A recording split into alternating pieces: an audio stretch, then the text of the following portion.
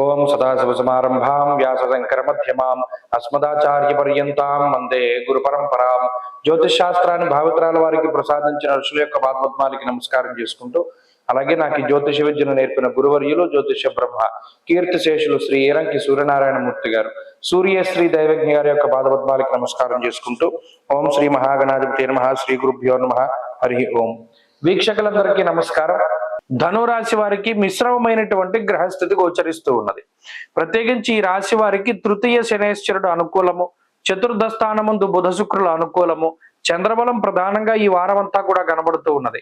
ఈ 4 గ్రహాల యొక్క అనుకూల్యత ఉన్నది.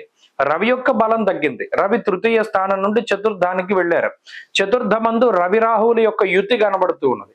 ఇక్కడ ఈ చతుర్థమందు రవి రాహు గ్రహాలేమో ఆ స్థానాన్ని పాడు చేద్దామని చూస్తారు. అంతఃక్లేశం గృహశ్చిద్ర చిత్తభ్రంశం చిత్తభ్రంశం వాతరోగ అని ఈ ఇద్దరు కూడా కుటుంబ కలహాలకి, కుటుంబాన్ని దూరంగా వచ్చేటువంటి పరిస్థితులకి, సఖ్యత లేకపోవడానికి ఇలా వారు పాడు చేసేటువంటి ప్రయత్నం చేస్తే, శుక్రబుధులు దాన్ని ఇంప్రూవ్ చేసేటువంటి పరిస్థితులు. అంటే ఏంటి? ఏదైనా పాడైపోకుండా కాపాడుతూ ఉండడం, బంధువుల మధ్యలో సఖ్యత ఉండేలాగా, ఇలా ఈ రెండిటికి మధ్యలో ఘర్షణ ఉంటుంది.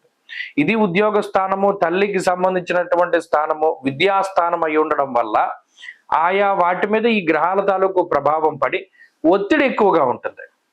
మరి ముఖ్యంగా ఉద్యోగ పరంగా ఈ రవి రాహువులు స్థానభ్రష్టం కలగజేసేలా చేద్దాం, ఉద్యోగం మార్పు, ఉద్యోగ స్థానం మార్పు కలిగేలా చేద్దాం అనుకుంటారు.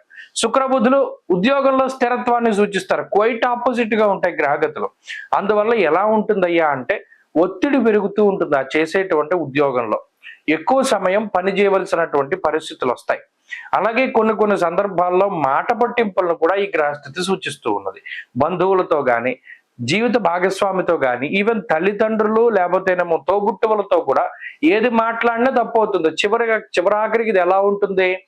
కనీసం ఎవరినైనా చూస్తే ఏంటి నువ్వు అలా చూస్తున్నావు అనేటువంటి ధోరణిలో వాళ్ళు మాట్లాడతారు. మీ తప్పేముండదు. ఒక మాట వాళ్ళకి వ్యతిరేకంగా మాట్లాడరు, కావాలని వాళ్ళు ఎలా ఇబ్బంది పడాలి అని ఏ పని చేయరు. అయినప్పటికీ కూడా మీ మీద దుష్ప్రచారం జరగడం, మీకు వ్యతిరేకంగా కొంతమంది కలుస్తూ ఉండడం, ఇటువంటి వాటి యొక్క భారం కూడా మీ మీదే పడుతూ ఉంటుంది. అది మానసికంగా ఇబ్బందులు పడడానికి అవకాశాన్ని కల్పిస్తూ ఉంటుంది. ఇక్కడ ఇంకో విషయం ఏంటి? సరైనటువంటి సపోర్ట్ ఉండదు. కొన్ని సందర్భాల్లో మీకు ఒక డ్రీమ్ ఏదైతే ఉన్నదో, మనం పలానాది కొనుక్కోవాలి, పలానాది అచీవ్ చేయాలి, చాలా దగ్గర వరకు వస్తుంది. ఇల్లు కొనుక్కోవాలి, 1 లక్ష రూపాయల డిఫరెన్స్ వరకు వాళ్ళు వస్తారు. అలా కొన్ని వెళ్ళిపోయేటువంటి అవకాశాలు, లేదా ఏదైనా ఎంగేజ్మెంట్లు జరిగి, లేకపోతే ఏదైనా శుభ కార్యక్రమాలు మొదలుపెట్టి ఆగిపోయి ఇవి కొంత ఇబ్బందులను కలగజేస్తాయి. అందువలన ఎక్కువగా విఘ్నేశ్వరుని యొక్క ఆరాధన చేయమన్నారు.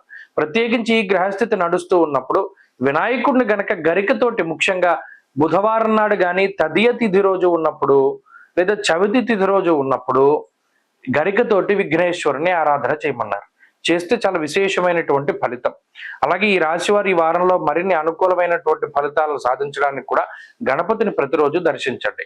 ఈ వారంలో కలిసి వచ్చేటువంటి రోజు శుక్రవారంగా చెప్పవచ్చును. అదృష్ట సంఖ్య 5, అదృష్ట వర్ణము తెలుపు.